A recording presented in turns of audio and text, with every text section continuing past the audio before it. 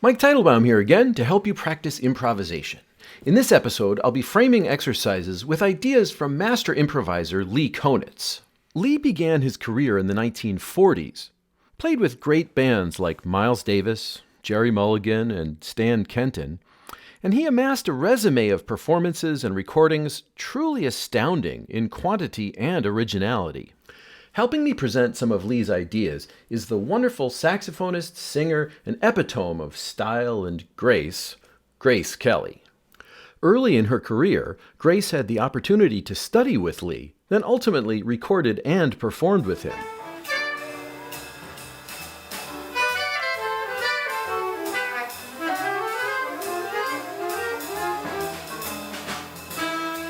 I remember the first time that I heard the song Wow with Lee Konitz and Warren Marsh and Lenny Tristano.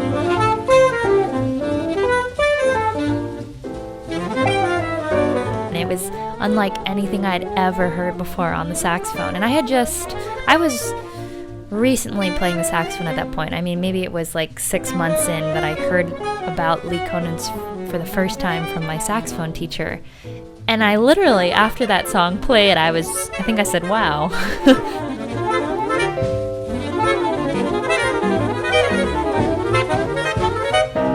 To me, he is one of the most pure improvisers on the saxophone.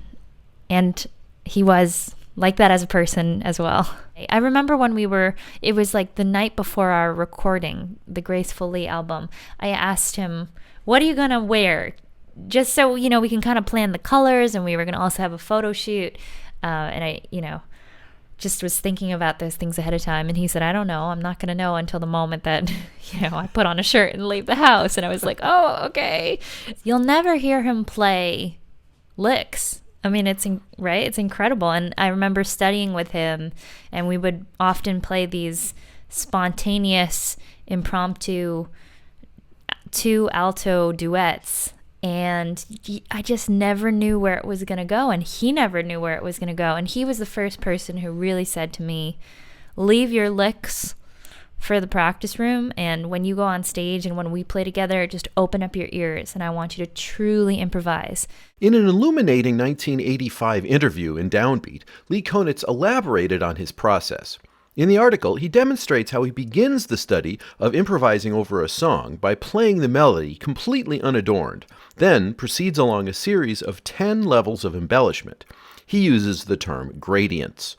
Each gradient utilizes a greater density of embellishment, becoming more ornate and beautiful until reaching step 10, which he called an act of pure inspiration. And we spent much time working on playing a melody and adding different variations to it in his 10-step method. And I remember the first time he presented that idea, and I had no idea how to embellish a melody with all these subtle cues that he was talking about. And it seems like a simple concept, but it's so complex.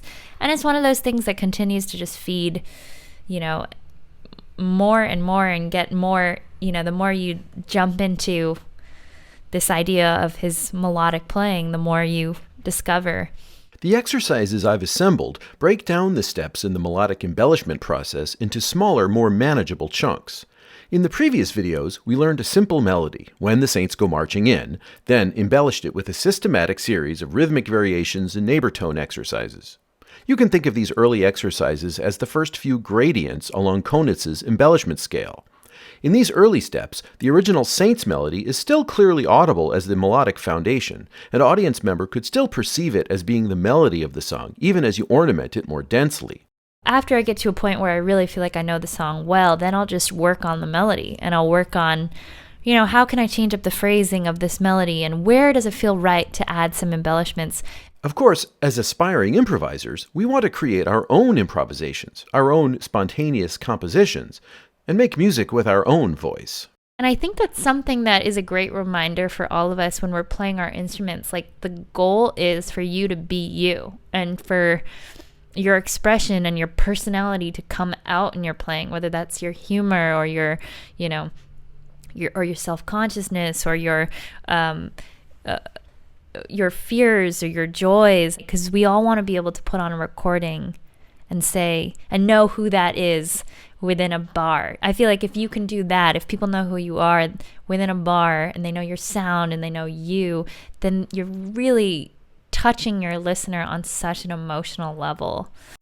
To start finding your own personal sound, the next exercise will be for you to compose your own simple melody to use as the melodic foundation. Do you remember the distilled version of When the Saints Go Marching In from earlier videos? Well, this composed melody of yours needs to be similar to the distilled melody in some ways, but you'll put your own spin on it. Then you'll embellish your new melody using the exercises we've done previously, so the well-known melody of the Saints will no longer be immediately evident.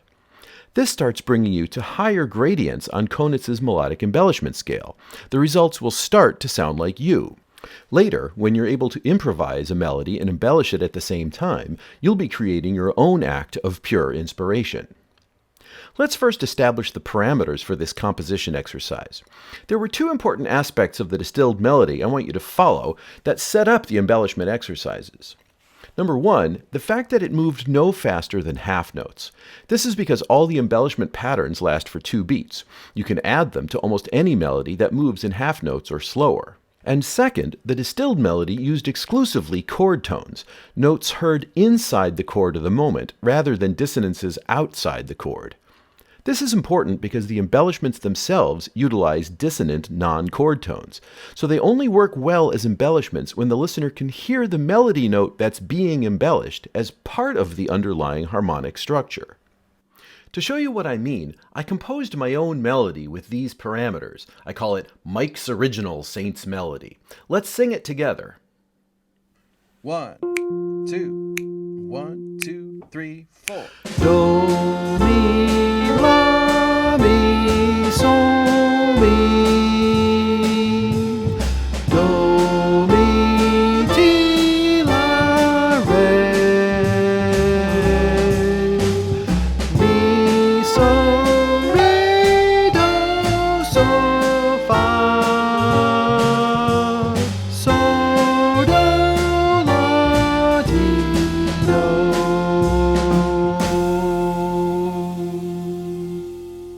Notice that Mike's original melody adheres to the earlier points. It moves no faster than half notes and uses only chord tones. To be fair, I did employ some color tones. Color tones are notes that add additional spice to the underlying chords, but can still be heard as part of those chords. Notes like sixths, sevenths, or ninths. Side note, when improvisers say ninths, they really mean seconds. A ninth is essentially the same note as a second, it's just an octave higher. Let's take a more detailed look at my choices of chord tones in Mike's original Saints melody. 1, 3, 6, there's a color tone. 3, 5, 3. The rest of the notes in that first phrase are all basic chord tones. Here's the second phrase. 1, 3, 7, 6, and now I call the next note 5. Call G5 because it's the fifth of the C chord. The chord changed. Okay, another side note. You may hear improvisers talking about a chord change or the changes. They're talking about a sequence of chords that are unique, that make a song identifiable. Like, do you know the chord changes, or do you know the changes to All the Things You Are? Okay, back to my song. 3, 5, 9. Oh, there's my first ninth. 9. The highest note in my melody. 1. Okay, the chord changed again to B flat. That makes this 9, 1. The final phrase goes 5, 1. Now it changes to G minor. That makes this 5. The third of C. Back to 1. Back home again. To compose Mike's original Saints melody, I used a cyclical process I described in earlier videos. I began recording myself improvising melodies comprised exclusively of half notes and whole notes, always recording. Then I listened back to the recordings. Sometimes it went well, and sometimes it didn't. When I captured something I mostly liked, I transcribed it. Then I investigated the chord tones a little more closely, like I showed a moment ago. Sometimes I discovered some notes that didn't work so well, so I'd change those notes to make the tune feel more melodic. Then sing and play back the new version I had just composed, maybe improvising a few of the notes again if I still wasn't happy, continuing the cycle. As I was settling on a melody, I practiced embellishing it, using the techniques I presented in the earlier videos. I always start with some rhythmic embellishments first.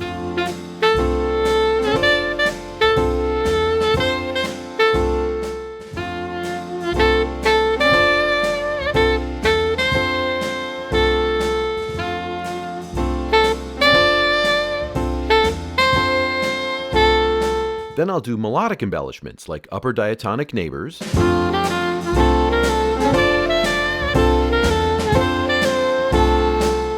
lower chromatic neighbors,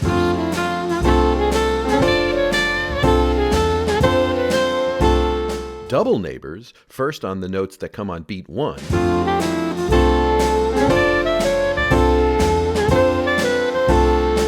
then double neighbors that come on the second half of each bar,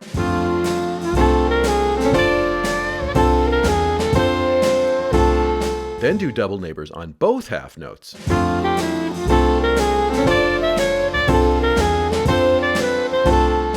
Finally, I'll freely mix these embellishments, striving to improvise something that feels more creative and original.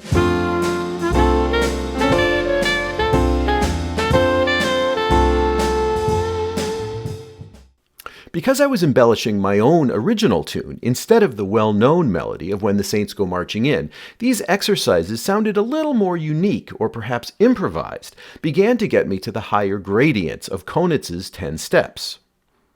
Now you have everything you need to create your own simple tune to use for the melodic foundation of the embellishment exercises.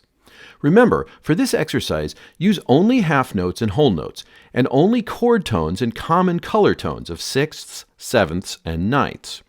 Down in the description is a link to an accompaniment audio file you can use to sing or play along with, and a PDF you can print and use to write your composed melody, if you prefer paper and pencil.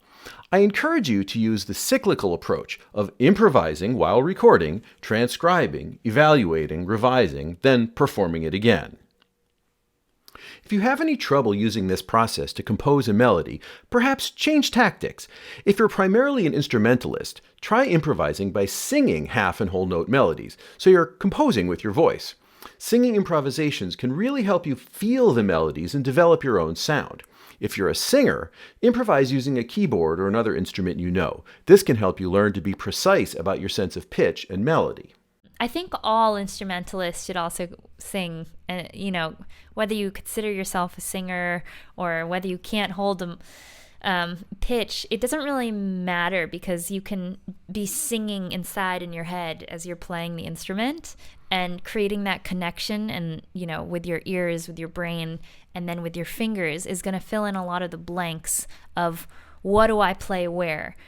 If you just focus on the notes and the theory and the technique, it can often feel like you feel like you need to play these buttons because it goes in this scale and you're not actually hearing what you're playing. And then it can actually become this very anxiety-inducing thing of, I always need to play 1,000,000 notes to show off versus knowing what you're playing about. So I really encourage anybody who's an instrumentalist to put the horn aside and to literally sing the song.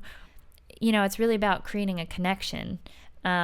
And when I sing, I'm playing the saxophone in my head. So it's very interchangeable for me. And the more that you can really practice singing, the more you can strengthen your ear, the more you'll be able to understand the theory that you're learning and what the notes mean and how they connect and be able to play a melodic solo. And also, it'll better help you understand when you're playing complex changes like giant steps, how can you connect all of those chords in like a melodic way with a guide tone line. Instead of it just being this written exercise, it's going to be something you actually hear in your head and that you've been singing. And if you can sit down and play the piano and play the chords and sing it and embody it, I 100% promise that's going to come through in your playing. It is the best thing you can add to your practice session. It is definitely not a waste of time. Once you've composed a simple melody that you like, practice adding lots of different rhythmic variations to your own tune. Then, add neighbor tone embellishments using the patterns we've worked on in the previous videos: upper neighbors, lower neighbors, and double neighbors. Then try stirring up all those rhythmic variations and melodic embellishments. You can improvise that mixture, then transcribe it, then improve it, then perform it again, then transcribe that and improve it and perform it again. Soon enough, you'll get to the point where you can do all those steps at the same time, and you're really improvising.